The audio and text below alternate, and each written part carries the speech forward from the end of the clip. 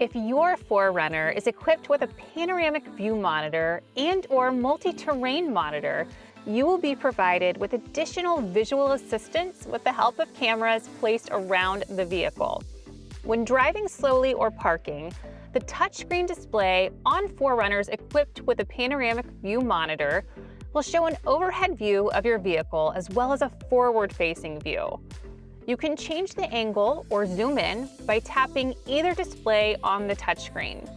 Putting the vehicle into reverse will change the forward-facing view to a view of the rear with visual guidelines on the screen to help guide you.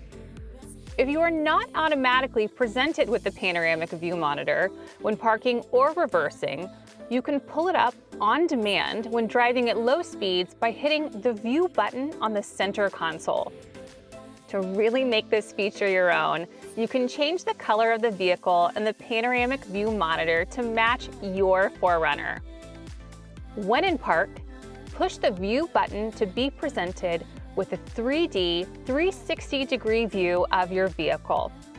From there, tap the gear icon on the bottom right of the display and select the color you wish to see.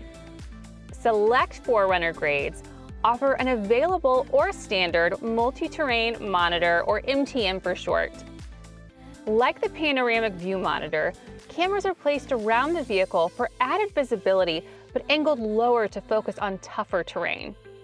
To access MTM, tap the MTM option from the panoramic view monitor.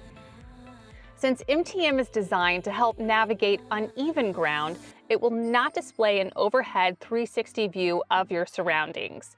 Instead, it will display a combination of views from the front, rear, sides, and under the vehicle. It even displays the angles at which the vehicle is tilted. Once your vehicle picks up speed, both MTM and the panoramic view monitor will turn off, and you will be returned to the view you last had on your touchscreen display. Oh, oh, oh.